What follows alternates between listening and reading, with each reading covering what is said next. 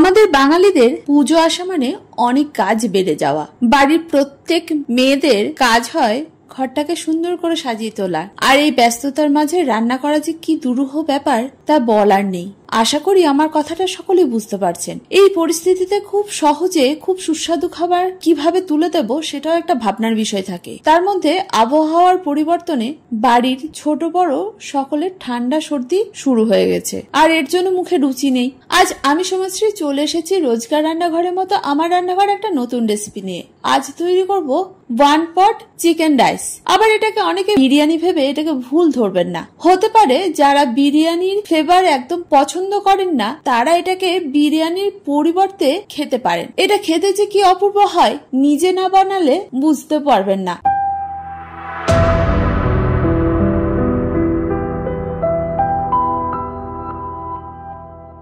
এখন বলি রান্নাটা করতে কি কি উপকরণ লাগবে। এর জন্য লাগবে 1 কেজি মতো চিকেন। যেরকম বাড়িতে মিডিয়াম সাইজের চিকেন খান সেরকম সাইজ করে এই চিকেন গুলো কাটতে হবে। এবার নিয়েছি রেগুলার ব্যবহারের যে চাল, সেই চাল নিয়েছি 2 কাপ। এছাড়াও নিয়েছি আলু আর 4 থেকে 5টা মিডিয়াম সাইজের পেঁয়াজ কুচি করে নিয়েছি। একটা মিডিয়াম সাইজের পেঁয়াজ পেস্ট করে নিয়েছি আদা রসুন কাঁচা লঙ্কার সঙ্গে। এছাড়াও নিয়েছি ফোড়নের জন্য 2টো শুকনো লঙ্কা, তেজপাতা আর দারচিনি, এলাচ, লবঙ্গ, গোলমরিচটাকে আমি কিছুটা থেতো করে নিয়েছি। এছাড়াও নিয়েছি ডিম। আমি এই ডিমগুলোকে সিদ্ধ করে নিয়েছি। এবার চলে যাই মূল রান্নায়। কিভাবে তৈরি করবেন। প্রথমে মাংসটাকে আমি ম্যারিনেট করে রাখবো। এর জন্য নিয়ে নিয়েছি টক দই। আমি এখানে 3 টেবিল চামচ টক দই ব্যবহার করেছি, তবে জল ঝরা টক দই আমি ব্যবহার করিনি। তবে বলে রাখি চিকেনটা খুব ভালোভাবে জল ঝরিয়ে নিতে হবে। এবার এর সঙ্গে দিয়েছি 1 টেবিল চামচ জিরে গুঁড়ো, 1/2 টেবিল চামচ ধনে গুঁড়ো, 1 চা চামচ কাশ্মীরি লঙ্কার গুঁড়ো, 2 চা চামচ হলুদ গুঁড়ো, দিয়েছি স্বাদ অনুযায়ী নুন আর 2 টেবিল চামচ আদা রসুন কাঁচা লঙ্কা পেস্ট, আর দিয়েছি বেশ কিছুটা সর্ষের তেল। এখন এটাকে খুব ভালোভাবে মাখিয়ে নিয়েছি। প্রায় আধা ঘন্টার মতো রেখে দিয়েছি। যেহেতু আমি 1 পট রেসিপি করব তাই। আর ম্যারিনেট করলে চিকেনটা খেতে টেস্টিও হয়, এর মধ্যে সমস্ত মশলাও ঢুকে যায় খুব ভালোভাবে। তবে আমি এই রান্নাটা করার আগে একটা সাবধান বাণী আপনাদের শুনিয়ে রাখি। আমি এই রান্নাটা প্রেসার কুকারে করেছি। আপনারা প্রথমবার এই প্রেসার কুকারে করবেন না। প্রেসার কুকারটাকে অ্যাভয়েড করে কড়াইতে রান্নাটা করতে পারেন।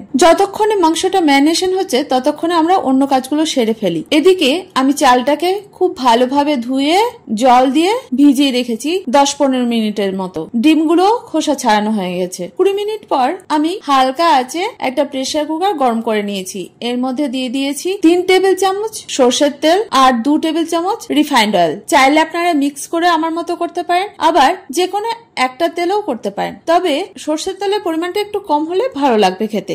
এবার এই তেলটাকে খুব ভালোভাবে গরম করে নিয়ে প্রেসার কুকারের চারিদিকে ছড়িয়ে দিয়েছি। এরপর দিয়ে দিয়েছি সামান্য নুন। তারপরে সিদ্ধ করা ডিমগুলো দিয়ে একটু লালচে লালচে করে ভেজে নিয়েছি। খুব বেশিক্ষণ আমি ভাজিনি। ডিম তুলে নেওয়ার পরে ওই তেলে আলুগুলোকেও বেশ কিছুটা লালচে লালচে করে ভেজে নিয়েছি। এবার এটাকেও তুলে নিয়ে রেখে দিয়েছি এক পাত্রে।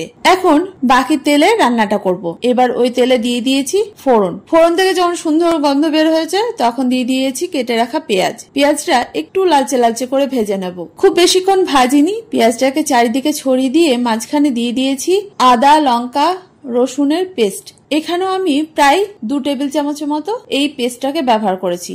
এই সময় দিয়ে দিয়েছি আরো সামান্য নুন আর দিয়েছি প্রায় 1 টেবিল চামচ চিনি। চিনিটা দেওয়ার ফলে স্বাদ যেমন ব্যালেন্স হবে রান্নাটায়, তেমনি কালারটাও খুব সুন্দর হয়। এবার এই সমস্ত কিছুকে খুব ভালোভাবে কষাতে হবে যতক্ষণ না আদা রসুন পেঁয়াজের একটা কাঁচা গন্ধ চলে যাচ্ছে। এরপর দিয়ে দিয়েছি ম্যারিনেট করা মাংসটাকে খুব ভালোভাবে কষাতে হবে। মাংস যতক্ষণ কষানো হচ্ছে ততক্ষণে অন্য একটা ওভেনে চাপিয়ে দিয়েছি গরম জল। আমি গরম জলের পরিমাপটা পরে বলছি।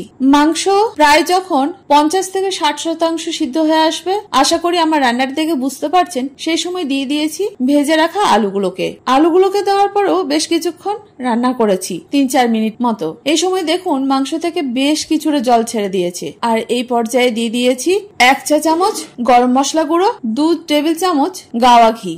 এগুলোকে ভালো করে মিক্স করে আরো বেশ কিছুক্ষণ কষিয়ে নিয়েছি। তারপরে দিয়ে দিয়েছি ভিজিয়ে রাখা চাল, সেটাকে খুব ভালোভাবে জল ঝরিয়ে নিয়েছি একটা ছাঁকনির সাহায্যে।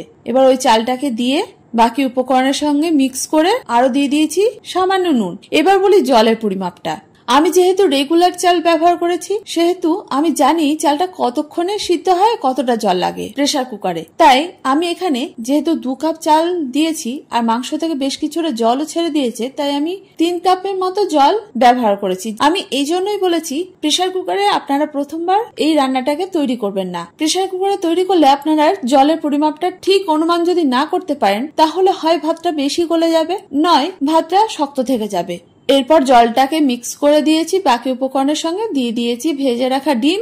তারপর আমি ঢাকনা আটকে হাই ফ্লেমে একটা সিটি দিয়ে দিয়েছি। এরপর নরমাল হয়ে যাওয়ার পরে আমি এটাকে সিটি খুলে একটা বড় পাত্রে ঢেলে নিয়েছি। এখন দেখুন আমার এই 1 পট চিকেন রাইস একদম রেডি, পারফেক্ট হয়েছে। চাল নরমও হয়ে যায়নি, অথচ মাংস আলু সমস্ত কিছু সিদ্ধ হয়ে গেছে। আর তৈরি করতে বেশিক্ষণ সময় লাগেনি। সমস্ত প্রিপারেশন নিয়ে আমার আধ ঘন্টার মতো সমস্ত রান্না কমপ্লিট, কিন্তু খেতে অপূর্ব হয়েছিল। আপনিও আপনার হাতকে বাহবা দেবেন, কথা দিচ্ছি, যদি আমার এই টিপস গুলো একটুখানি ফলো করেন। চাইলে আজকেই তৈরি করে ফেলুন। তৈরি করার পরে কেমন হয়েছিল সেটা কিন্তু কমেন্ট করে জানাতে ভুলবেন না। আমিও তো থাকি আপনাদের কমেন্টের অপেক্ষায়। আর আমার রান্না বা রেসিপি কে কোথা থেকে দেখছেন সেটাও কমেন্ট করবেন, সঙ্গে আপনাদের নামটাও শেয়ার করবেন। আমার রান্না বা রেসিপি ভালো লাগলে লাইক শেয়ার করতে ভুলবেন না। যারা প্রথম আজকেই আমার রান্না দেখছেন, ইউটিউব থেকে দেখে থাকলে চ্যানেলটাকে সাবস্ক্রাইব করবেন, ফেসবুক থেকে দেখে থাকলে পেজটাকে ফলো করতে ভুলবেন না। এটাই আপনাদের কাছে ছোট্ট অনুরোধ। আর যারা প্রথম দিন থেকে আমার সঙ্গে আছেন তাদেরকে অসংখ্য ধন্যবাদ। যাই হোক, আজ এই পর্যন্ত, দেখা হচ্ছে পরবর্তী ভিডিওতে। আপনারা ভালো থাকুন, সুস্থ থাকুন, আপনাদের পুজো ভালো কাটুক। ধন্যবাদ।